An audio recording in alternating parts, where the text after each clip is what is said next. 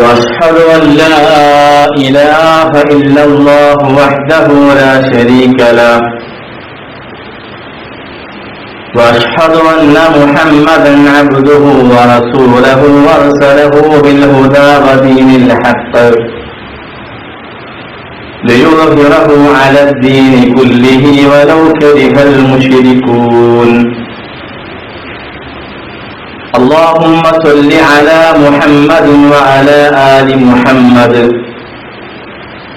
كما صليت على إبراهيم وعلى آل إبراهيم إنك حميد مجيد اللهم بارك على محمد وعلى آل محمد كما باركت على إبراهيم وعلى آل إبراهيم إنك حميد مجيد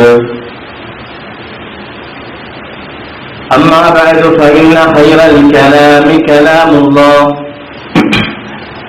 وخير السنن سنن محمد صلى الله عليه وسلم وشر الأمور محدثاتها وكل محدثة بدعة وكل بدعة ضلالة وكل ضلالة في النار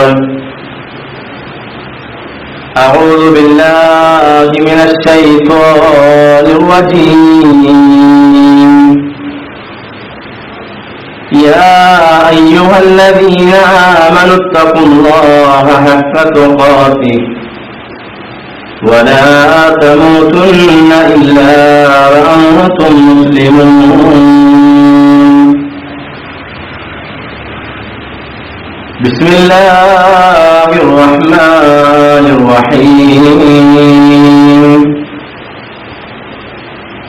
إن الله لا يغفر أن يشرك به ويغفر ما دون ذلك لمن يشاء ومن يشرك بالله فقد افترى إثما عظيما رب اشرح لي صدري ويسر لي أمري واحلل عقدة من لساني يفقهوا قولي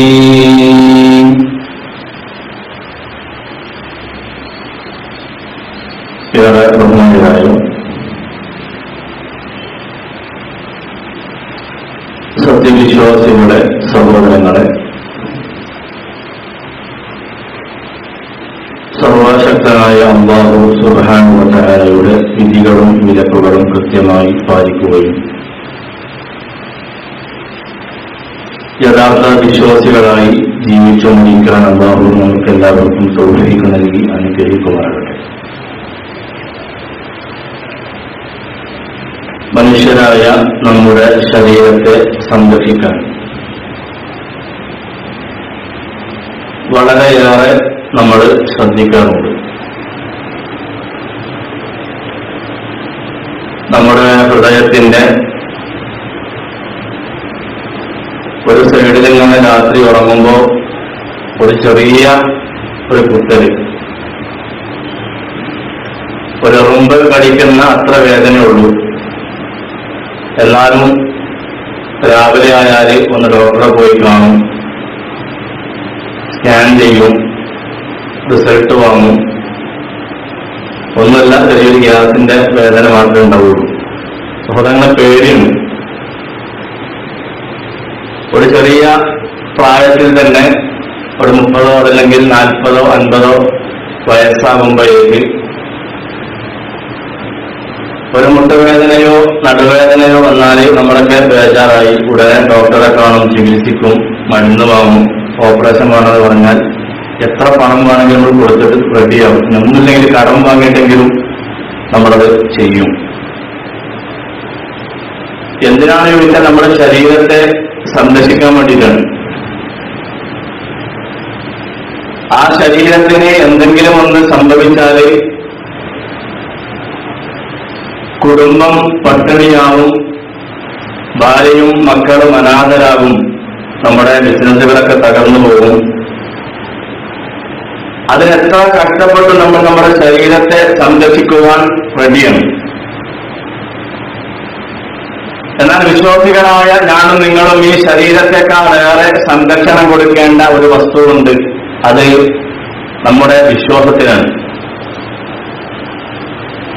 ആ ഒരു വിശ്വാസത്തെ സംരക്ഷിക്കാൻ എത്രമാത്രം ഞാനും നിങ്ങളും ശ്രദ്ധിക്കാറുണ്ട് എന്നത് വളരെ ഗൗരവത്തോടുകൂടി നമ്മളൊക്കെ ആലോചിക്കണം. ശരീരത്തിന് എന്തെങ്കിലും സംഭവിച്ചാൽ ദുനിയാവെ നഷ്ടപ്പെടും. പക്ഷെ വിശ്വാസത്തിന് വ്യതിയാനം സംഭവിച്ചാൽ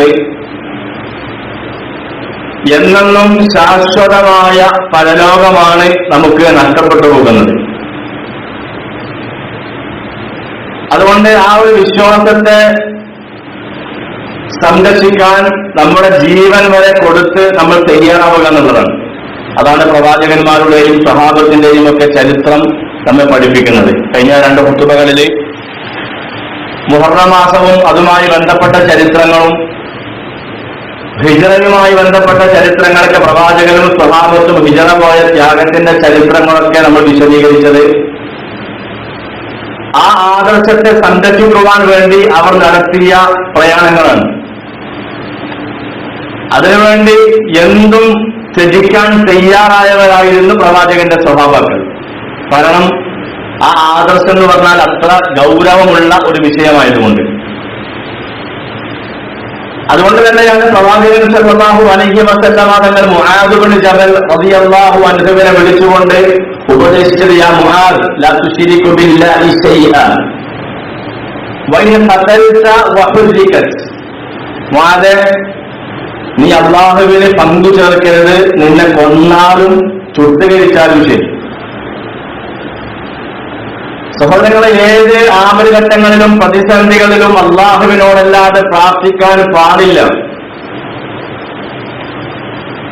ഭൗതികവും അദൃശ്യവുമായ രൂപത്തിൽ അല്ലാഹു അല്ലാത്തവരോട് സഹായം തേടുന്നത് ശിർക്കാണ്. അത് ആരെക്കൊണ്ട് ജിന്നോ മലക്കോ മഹാത്മാക്കളോ ആൾ ദൈവങ്ങളോ ജീവിച്ചിരിക്കുന്നവരോ ആരായിരുന്നാലും ശരി, അവരോടുള്ള സഹായതേട്ടം അത് ശിർക്കാണ് എന്ന കാര്യത്തിൽ യാതൊരു സംശയവുമില്ല. ശിർക്ക് കടുത്ത അക്രമമാണെന്ന കാര്യത്തിൽ മുസ്ലിം ലോകത്തിൽ ആർക്കും തന്നെ എതിരഭിപ്രായമില്ല.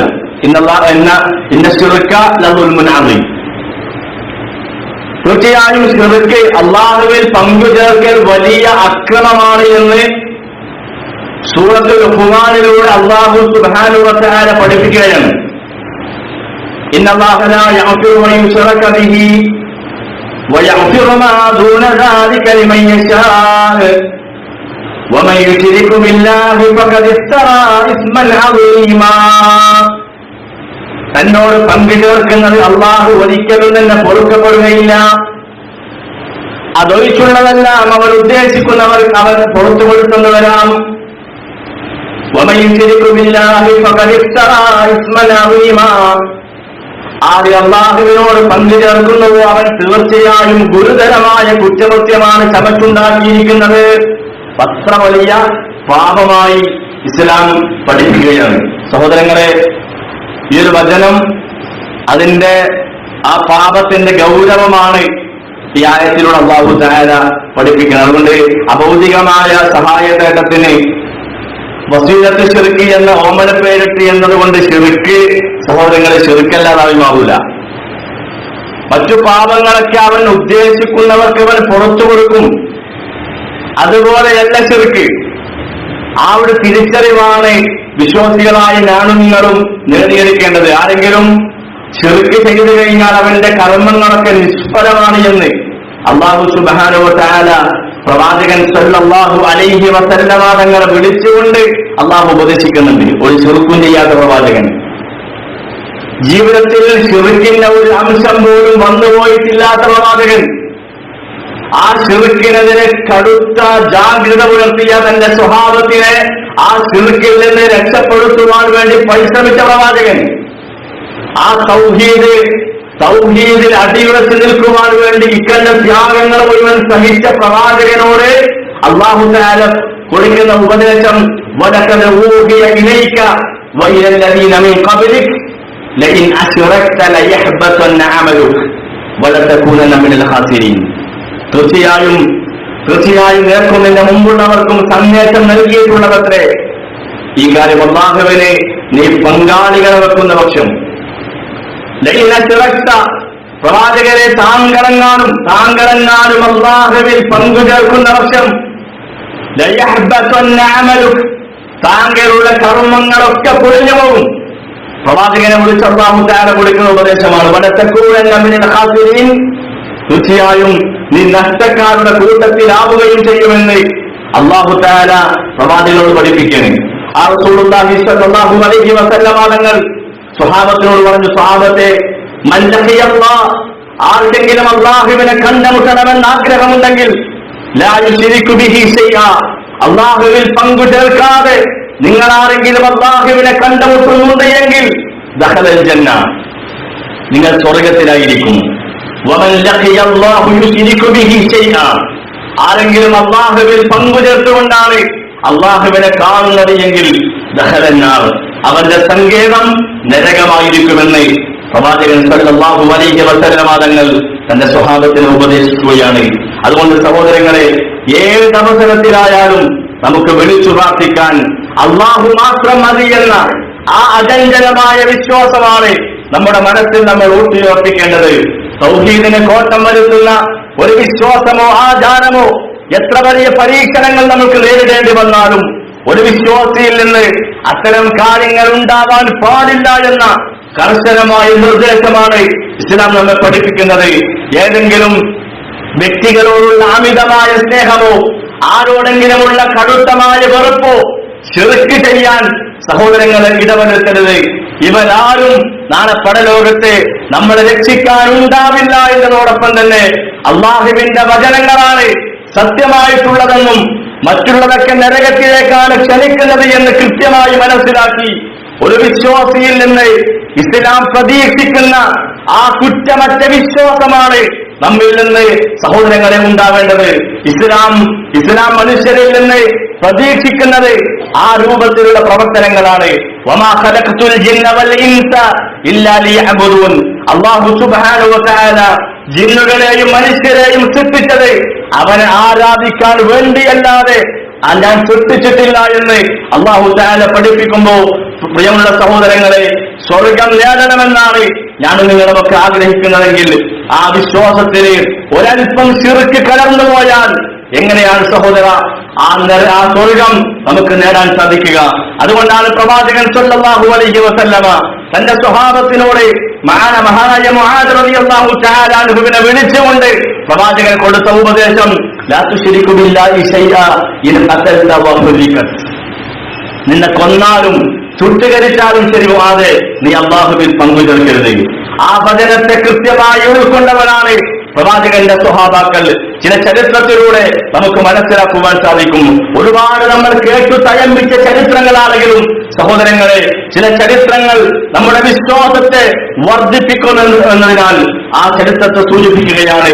നീണ്ടുമലിഞ്ഞ ഒട്ടിയ ശരീരമുള്ള നിബിഡമായ ചുരുണ്ട മുടികളുള്ള നേരിയ താടിരോമങ്ങളുള്ള ഒരു ചാണു വയറിനു വേണ്ടി ഉമയ്യത്ത് ബിൻ ഹലഫിന്റെ ഒട്ടകങ്ങളെ മേച്ച് മക്കയിലെ ഒട്ടക്കുന്നുകളിൽ തന്റെ നാളെയെക്കുറിച്ച് യാതൊരു പ്രതീക്ഷയുമില്ലാതെ ജീവിച്ചിരുന്ന മഹാനായ ബിലാൽ റളിയല്ലാഹു തആല അൻഹു ഇന്നിനെ കുറിച്ച് യാതൊരു അവകാശബോധമില്ലാതെ ആ ജീവിതം ആരംഭിച്ച് ആരടി മണ്ണിൽ ആരും അറിയാതെ ആരുടെയും സന്താപത്തിന്റെ കണ്ണുനീര് പോലും അർഹനല്ലാതെ ജീവിച്ച മഹാനായ ബിലാൽ ഇബ്നു റബാഹ് റളിയല്ലാഹു തആല അൻഹു ഇന്ന് ലോകത്തിലെ ലക്ഷക്കണക്കിന് പള്ളി മിനാരങ്ങളിൽ നിന്ന് ദൈനംദിനം നിലക്കാതെ മുഴങ്ങിക്കൊണ്ടിരിക്കുന്ന ബാങ്കുകൾ കേൾക്കുമ്പോ വിശ്വാസി സമൂഹം ഓർത്തെടുക്കുന്ന പ്രിയപ്പെട്ട സ്വഹാബി ബിലാൽ ഇബ്നു റബാഹ് റളിയല്ലാഹു അൻഹുവിന്റെ ചരിത്രം. സഹോദരങ്ങളെ, സത്യവിശ്വാസത്തിന്റെ മാസ്മരികമായ ശക്തി ബിലാൽ റളിയല്ലാഹു തആല അൻഹു എന്ന ആ വലിയ മനുഷ്യനെ, ആ ഒരു വിശ്വാസം വല്ലാത്തൊരു മനുഷ്യനാക്കി തീർത്തു. മക്കയിലെ ബനൂ ജുമൽ ഗോത്രക്കാരുടെ നീഗ്രോയായ ഒരു അടിമ സ്ത്രീയിൽ ജനിച്ച ബിലാൽ റളിയല്ലാഹു തആല അൻഹു ഇസ്ലാമിന്റെ ബന്ധശത്രുവായിരുന്ന ഉമയ്യത്ത് ബിൻ ഹലഫിന്റെ അടിമയായ ബിലാൽ റളിയല്ലാഹു തആല അൻഹു ആ ബിലാൽ റളിയല്ലാഹു അൻഹു ഇസ്ലാം സ്വീകരിച്ചു. അഹങ്കാരവും ധിക്കാരവും മൂലം തലക്കനം പോലെ ഉമയ്യത്ത് അദ്ദേഹത്തിനെതിരെ അക്രമ പ്രവർത്തനങ്ങൾ ആരംഭിക്കാൻ തുടങ്ങി. അവർ ബിലാൽ റളിയല്ലാഹു അൻഹുവിനോട് പുതിയ വിശ്വാസത്തിൽ നിന്ന് പിന്തിരിയാൻ വേണ്ടി ആവശ്യപ്പെട്ടു, ഭീഷണിപ്പെടുത്തി. സത്യവിശ്വാസത്തിന്റെ മാധുര്യം ആസ്വദിച്ച ബിലാൽ റളിയല്ലാഹു തആല അൻഹു ആ വിശ്വാസത്തിൽ നിന്ന് ആ ഭീഷണിക്ക് മുന്നിൽ വഴങ്ങാതെ അവർ ആ സ്വഹാബി സഹോദരങ്ങളെ അല്ലാഹു അഹദ് എന്ന് പ്രഖ്യാപിക്കുകയാണ്. അദ്ദേഹത്തെ അവർ നഗ്നനാക്കി. മരുഭൂമിയിലെ പൊള്ളുന്ന ആ വെയിലിൽ പഴുത്തു നിൽക്കുന്ന ചരൽ കല്ലുകളിൽ മലർത്തിക്കിടത്തി വലിയ പാറക്കല്ലുകൾ നെഞ്ഞത്ത് കയറ്റി വെച്ച് അദ്ദേഹത്തെ ഉപദ്രവിക്കാൻ തുടങ്ങി. ചില ശത്രുക്കൾക്ക്, അദ്ദേഹത്തെ ഉപദ്രവിച്ചുകൊണ്ടിരിക്കുന്ന ശത്രുക്കൾക്ക് പോലും സഹതാപം തോന്നിയ അവർ പറഞ്ഞു, ബിലാലെ മനഃപൂർവമല്ലെങ്കിലും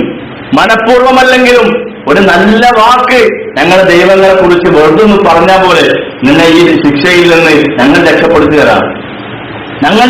തരാം. അദ്ദേഹം പറഞ്ഞു, അല്ലാഹു അഹദ് അത് മാത്രമാണ് ബിലാൽ റളിയല്ലാഹു തആല അൻഹുവിന്റെ നാവിൽ നിന്ന് വന്നത്. അവർ വീണ്ടും ആവശ്യപ്പെട്ടു. അദ്ദേഹം പറഞ്ഞു, ആ നാമങ്ങൾ ലാത്ത, ഉസ്സ, മനാത്ത് പോലെയുള്ള നാമങ്ങൾ എന്റെ നാവിന് സത്യമല്ല, അതെന്റെ നാവിൽ വഴങ്ങില്ല എന്ന് പറഞ്ഞ് അല്ലാഹു അഹദ് എന്ന് പ്രഖ്യാപിച്ച ബിലാൽ റളിയല്ലാഹു തആല അൻഹുവിന്റെ ചരിത്രം സഹോദരങ്ങളെ, പ്രവാചകന്റെ ഉപദേശത്തെ കൊന്നാലും ചുട്ടുകരിച്ചാലും അല്ലാഹുവിൽ പങ്കു ചേർക്കരുത് എന്ന അല്ലാഹുവിന്റെ ആ വചനത്തെ കൃത്യമായി ഉൾക്കൊണ്ട പ്രിയപ്പെട്ട സ്വഹാബാക്കൾ, നിപുണനായ ഉമ്മു അമ്മാറിന്റെ കൊല്ലപ്പണിക്കാരനായ ഖബ്ബാബുകളിൽ അനസ് റളിയല്ലാഹു അൻഹുവിന്റെ ചരിത്രം അറിയാത്തവരല്ല നമ്മളാരും. ഇസ്ലാം സ്വീകരിച്ചപ്പോ എന്തെല്ലാം സംഭവിച്ചു എന്ന് ഖബ്ബാബിന് സഹോദരങ്ങളെ അറിഞ്ഞുകൂടാ. മർദ്ദനങ്ങളാൽ ബോധം കെട്ടുപോയ ഖബ്ബാബ് റളിയല്ലാഹു തആല അൻഹു ബോധം തിരിച്ചു കിട്ടിയപ്പോ അതാ ശരീരവും വസ്ത്രവും ഒക്കെ രക്തത്തിൽ കുളിച്ചിരിക്കുകയാണ്. ശരീരം മുഴുവൻ ചതഞ്ഞരഞ്ഞ വേദന അനുഭവിക്കുന്ന ഖബ്ബാബ് വേച്ച് കാലുകൾ കൊണ്ട് നടക്കാൻ പറ്റാതെ വേച്ച് തന്റെ വീട്ടിനുള്ളിലേക്ക് കയറി ആ മുറിവുകളിൽ നിന്ന് രക്തം തുടച്ചെടുത്ത് ആ മുറിയൊരു തുണി കൊണ്ട് കെട്ടി അദ്ദേഹം കരയുന്ന രംഗം ചരിത്രങ്ങൾ രേഖപ്പെടുത്തുന്നുണ്ട്. മർദ്ദനങ്ങളെ നാൾക്ക് നാൾ വർദ്ധിച്ചപ്പോ സഹിക്കവയ്യാതെ കഅബയുടെ തണലിൽ തന്റെ പുതപ്പ് തലയണയായി വിശ്രമിക്കുന്ന പ്രവാചകൻ സല്ലല്ലാഹു അലൈഹി വസല്ലമയുടെ അരികിലേക്ക് ചെന്നിട്ട് ഖബ്ബാബ് പറയാണ്, പ്രവാചകരെ ഞങ്ങൾക്ക് വേണ്ടി പ്രാർത്ഥിക്കുന്നില്ലേ? ഖബ്ബാബിന്റെ ശരീരം കണ്ട പ്രവാചകരെ, ഞങ്ങൾക്ക് വേണ്ടി, ഈ ഖബ്ബാബിന് വേണ്ടി താങ്കൾ എന്താ പ്രാർത്ഥിക്കാത്തത് എന്ന് പ്രവാചകൻ സല്ലല്ലാഹു അലൈഹി വസല്ലമ ചോദിക്കുകയാണ്. ആ സമയത്ത് പ്രവാചകൻ സല്ലല്ലാഹു അലൈഹി വസല്ലമയുടെ മറുപടി, ഖബ്ബാബ് എന്ത് വിചാരിച്ചു? നിങ്ങൾക്ക് മുമ്പ് മുൻഗാമികളായ ആളുകൾ ഈ ആദർശം സ്വീകരിച്ചതിന്റെ പേരിൽ അവരെ വലിയ കുഴിയുണ്ടാക്കി, ആ കുഴിയിൽ അവരെ ഇറക്കി നിർത്തി, കഴുത്ത് വരെ മണ്ണിട്ട് മൂടി, ഈർച്ചവാട് കൊണ്ട് തലയൂർന്ന് 2 പിളർപ്പാക്കിയിട്ടുണ്ട് ഖബ്ബാബ്. എന്നിട്ടും അവർ ആ വിശ്വാസത്തിൽ നിന്ന് വ്യതിചലിച്ചിട്ടില്ല. ഖബ്ബാബ് ഇരുമ്പിന്റെ ചീർപ്പ് കൊണ്ട് എല്ലിൽ നിന്ന് മാംസങ്ങളൊക്കെ വേർപ്പെടുത്തിയ സംഭവം മുൻഗാമികളിൽ കഴിഞ്ഞു പോയിട്ടുണ്ട് ഖബ്ബാബ്. ഇത് കേട്ടപ്പോ സഹോദരങ്ങളെ, ഖബ്ബാബ് റളിയല്ലാഹു തആല അൻഹുവിനെ മനക്കരുത്തും ദാർഢ്യവും വർദ്ധിക്കുകയാണ്. വീണ്ടും പരീക്ഷനാണ്.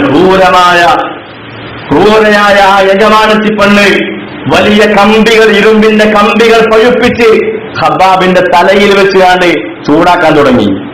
അദ്ദേഹം വേദന കടിച്ചിറക്കി. കൊന്നാലും ചുട്ടുകരിച്ചാലും അള്ളാഹുവിൽ പങ്കു ചേർക്കില്ലെന്ന അചഞ്ചലമായ ആ ആദർശത്തെ സ്വീകരിച്ച ആ സ്വഹാബി അത്രയും പീഡനങ്ങൾ ഏറ്റുവാങ്ങുകയാണ്. ആ ഖബ്ബാബ് റളിയല്ലാഹു തആല അൻഹു ഉമർ ഇബ്നു ഖത്താബ് റളിയല്ലാഹു തആല അൻഹുവിന്റെ സദസ്സിൽ വരുന്ന രംഗം ചരിത്രങ്ങൾ രേഖപ്പെടുത്തുന്നുണ്ട്. ഉമർ റളിയല്ലാഹു അൻഹുമായി സംസാരിച്ച് തിരിച്ചു പോകുമ്പോൾ അദ്ദേഹത്തിന്റെ ശരീരത്തിൽ പുതച്ചിരുന്ന പുതപ്പ് താഴേക്ക് വീഴുന്നുണ്ട്. ഉമർ റളിയല്ലാഹു തആല അൻഹു അദ്ദേഹത്തിന്റെ പുറം കണ്ടിട്ട് മുഖം തിരിച്ചു കളഞ്ഞു. ശരീരമൊക്കെ കത്തിക്കരിഞ്ഞ് എല്ലുകൾ പുറത്തേക്ക് കൊണ്ടു നിൽക്കുന്ന ഖബ്ബാബിന്റെ പുറം കണ്ട് ഉമർ റളിയല്ലാഹു തആല അൻഹു മുഖം തിരിച്ചു. ഒരിക്കൽ പ്രവാചകൻ സല്ലല്ലാഹു അലൈഹി വസല്ലമ ആ വേദനാജനകമായ കാഴ്ച പ്രവാചകൻ നേരിൽ കാണുകയാണ്. ദുഃഖം കൊണ്ട് സഹിക്കവയ്യാതെ ഹബീബായ റസൂലുള്ളാഹി തങ്ങളെ ആ ഖബ്ബാബിന്റെ ശരീരം കണ്ട് 2 കൈകളും ആകാശത്തേക്ക് ഉയർത്തി പ്രാർത്ഥിച്ചു, നാദാ നീ ഖബ്ബാബിനെ സഹായിക്കണേ, ഖബ്ബാബിനെ സഹായിക്കണേ എന്ന് പ്രവാചകൻ പ്രാർത്ഥിച്ചു. അല്ലാഹു തആല ആ പ്രാർത്ഥന സ്വീകരിച്ചു. സഹോദരങ്ങളെ, ഉമ്മു അമ്മാർ എന്ന് പറയുന്ന ആ അടിമ സ്ത്രീ, ആ യജമാനത്തി പെണ്ണ്, മാരകമായ ഒരു രോഗം അവളെ ബാധിക്കുകയാണ്. രോഗം ബാധിച്ചു.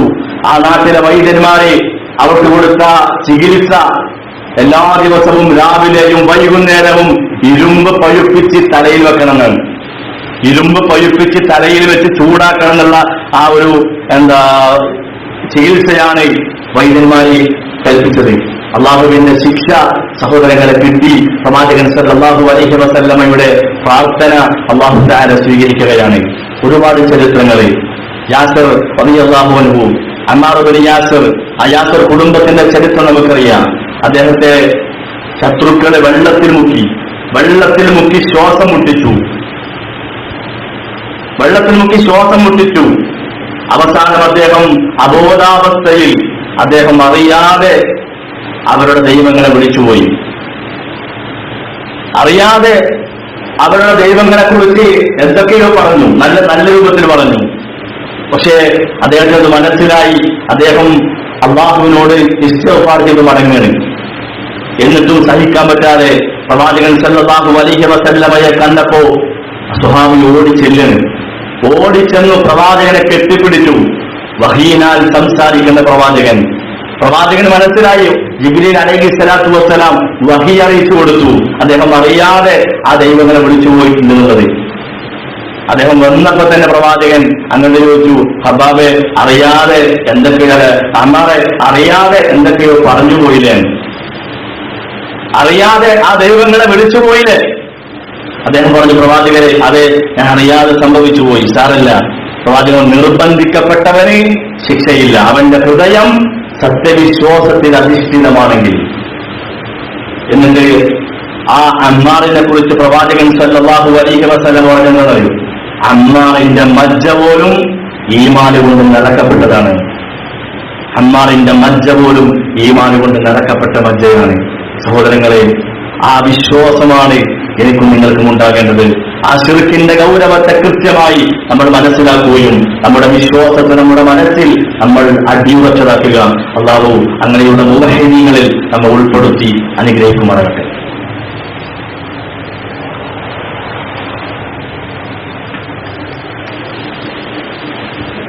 ഇന്നൽ ഹംദുലില്ലാഹ് حمدا كثيرا طيبا مباركا فيه وعلى آله وصحبه ومن تبعهم بإحسان إلى يوم الدين. أما بعد اتقوا الله عباد الله. നമ്മുടെ പഞ്ചായത്ത് കണ്ടെയ്നറുകളായതുകൊണ്ട് കൂടുതൽ സംസാരത്തിലേക്ക് പോകില്ല. നമ്മളെ അറിഞ്ഞിരിക്കേണ്ട, നമുക്കറിയാം നമ്മളൊക്കെ വിശ്വാസികളാണ്, തൗഹീദ് ഉൾക്കൊണ്ട ആളുകളാണ്. പക്ഷെ പലപ്പോഴും തൗഹീദ് എന്താണെന്നുള്ളത് പല ആളുകൾക്കും മനസ്സിലാകുന്നില്ല. ഇവിടെ തൗഹീദിന്റെ ഇനങ്ങൾ, തൗഹീദ് റുബൂബിയ്യത്ത്, തൗഹീദ് ഉലൂഹിയ്യത്ത്, അസ്മാഉ വസിഫാത്ത്, ഈ 3 ഇനങ്ങളെ പോലും പലപ്പോഴും തൗഹീദ് ഉണ്ട് എന്ന് വാദിക്കുന്ന ആളുകൾക്ക് പോലും അറിയുന്നില്ല. എന്താ തൗഹീദ് റുബൂബിയ്യ, എന്താണ് ഉലൂഹിയ്യ, എന്താണ് അസ്മാഉ വസിഫാത്ത്? നമ്മൾ അറിഞ്ഞിരിക്കേണ്ട വളരെ പ്രധാനപ്പെട്ട ഒരു വിഷയമാണ്. നമ്മുടെ തൗഹീദ് ക്ലിയർ ആകണമെങ്കിൽ ഈ 3 കാര്യങ്ങൾ നമ്മൾ ശരിക്കും അറിഞ്ഞിരിക്കണമെന്നാണ്. തൗഹീദ് റുബൂബിയ്യ, അത് സൃഷ്ടാവും സംരക്ഷകനും അല്ലാഹു മാത്രമാണ് എന്നും അവന് യാതൊരു പങ്കുകാരി ഇല്ല എന്ന് വിശ്വസിക്കുന്നതോടൊപ്പം നമ്മുടെ പ്രാർത്ഥന, നമ്മുടെ ഇബാദത്തുകൾ റബ്ബിന് സമർപ്പിക്കുന്നതാണ്. അതാണ് തൗഹീദ് റുബൂബിയ്യ. ഇപ്പോ ഉദാഹരണം പറഞ്ഞാൽ ഭൂമി, സൂര്യൻ, ചന്ദ്രൻ തുടങ്ങിയ എല്ലാ സർവ്വ ഗോളങ്ങളെയും സൃഷ്ടിച്ചവൻ, മഴ പെയ്യിപ്പിക്കുന്നവന്, ജീവജാലങ്ങൾക്ക് ജീവൻ നൽകുന്നവൻ, ഇത് അല്ലാഹുവാണ് എന്ന് കൃത്യമായി അചഞ്ചലമായി വിശ്വസിക്കുകയും ആ വിശ്വാസത്തോടൊപ്പം തന്നെ നമ്മുടെ ആരാധനകൾ ആ റബ്ബിലേക്ക് സമർപ്പിക്കുക. ഇതാണ് തൗഹീദ് റുബൂബിയ്യ. ഒരുപാട് വിശദീകരിക്കേണ്ട കാര്യമാണ്, സമയമല്ല. ഇതാണ് തൗഹീദ് റുബൂബിയ്യത്ത് എന്ന് പറഞ്ഞാൽ. തൗഹീദുൽ ഉലൂഹിയ്യത്ത് എന്താ? ആരാധനക്കർഹൻ അല്ലാഹു മാത്രമാണ് എന്ന് അംഗീകരിക്കാം. ആരാധനകളുടെ എല്ലാ ഇനങ്ങളും അത് അല്ലാഹുവിന് മാത്രമായി കൊണ്ട് സമർപ്പിക്കാം. അതായത് ആരാധനയുടെ ഇനങ്ങൾ വരുന്ന കാര്യങ്ങൾ, പ്രാർത്ഥന, സഹായാഭ്യർത്ഥന, ആഗ്രഹം, പ്രതീക്ഷ, ഭയം, അതേപോലെ തന്നെ നേർച്ച, ബലി, ഇങ്ങനെ തുടങ്ങിയ ആരാധന ഇനങ്ങളിൽ വരുന്ന എല്ലാ കാര്യങ്ങളും ആ റബ്ബിന് മാത്രം സമർപ്പിക്കാം. വാനിൽ മസാജിദില്ല ഫലാ തദ്ഉ മഅല്ലാഹി അഹദ. പള്ളികൾ അള്ളാഹുവിനുള്ളതാണ്. ആ പള്ളിയിൽ അള്ളാഹുവിന് പുറമെ ഒരാളെയും വിളിച്ച് പ്രാർത്ഥിക്കാൻ പാടില്ല. അപ്പൊ ആ നിലയ്ക്ക് ആ പ്രാർത്ഥന മറ്റുള്ളവർക്ക്, ആരാധന ഇബാദത്തിന്റെ ഏതെങ്കിലും ഗണങ്ങൾ മറ്റുള്ളവർക്ക് സമർപ്പിക്കുന്നുണ്ടോ അവനെ തൗഹീദുൽ ഉലൂഹിയ്യത്തിൽ അവന് അബദ്ധം സംഭവിച്ചു. തൗഹീദുൽ അസ്മാഉ വസിഫാത്ത്, അള്ളാഹുവിന്റെ നാമ ഗുണവിശേഷണങ്ങളിലുള്ള ഏകത്വമാണ്. അള്ളാഹുവിന് ഒരുപാട് പേരുണ്ട് അല്ലെ, 100 ചില്ലാനോളം പേരുകൾ ഹദീസുകൾ കാണാൻ പറ്റും. സമീഅ്, ബസീർ, അലീം അങ്ങനെ തുടങ്ങിയ ഒരുപാട് പേരുകൾ പടച്ചറബിനുണ്ട്. ആ നാമങ്ങളിൽ അവൻ ഏകനാണ് എന്ന് വിശ്വസിക്കാം. നമുക്കറിയാം അല്ലെ, ബസീർ അല്ലെ, കാണുന്നവൻ. ഇപ്പൊ മനുഷ്യൻ കാണുന്നുണ്ട്, പക്ഷേ മനുഷ്യന്റെ കാണല് പോലെ എല്ലാം അല്ലാതെ കാണല്. അള്ളാഹുവിന്റെ കാഴ്ചക്ക് ദൂരപരിധിയില്ല, അള്ളാഹുവിന്റെ കേൾവിക്ക് ദൂരപരിധിയില്ല, അള്ളാഹുവിന്റെ അറിവിന് അനന്തമില്ല. എല്ലാ കാര്യങ്ങളും കൃത്യമായി കൊണ്ട് അറിയുന്നവൻ അള്ളാഹ് മാത്രമാണ്. ആ പേരിനൊത്ത ആരെങ്കിലും ലോകത്തുണ്ടോ? ഇല്ല. അള്ളാഹിനെ പോലെ കാണുന്നവൻ, അള്ളാഹിനെ പോലെ കേൾക്കുന്നവൻ, അള്ളാഹുവിനെ പോലെ അറിയുന്നവൻ, അള്ളാഹുവിനെ പോലെ ഹൃദയത്തിലുള്ളത് അറിയുന്നവർ, ആ ഒരു വിശേഷണം അള്ളാഹു അല്ലാത്തവർക്ക് നമ്മൾ കൊടുക്കുന്നുണ്ടോ? അവൻ ആ തൗഹീദുൽ അസ്മാഉ വസിഫാത്തിൽ അവൻ പങ്കുചേർത്തവനായി. ഹൃദയത്തിലുള്ളത് കാണാൻ പറ്റും. ആർക്ക് മൊയ്തീൻ ശൈഖിന് ഒരാൾ വിശ്വസിച്ചു കഴിഞ്ഞാൽ ഹൃദയത്തിലുള്ളത് അറിയുന്നവൻ ആര് മാത്രമാണ്? അള്ളാഹ് മാത്രമാണ്.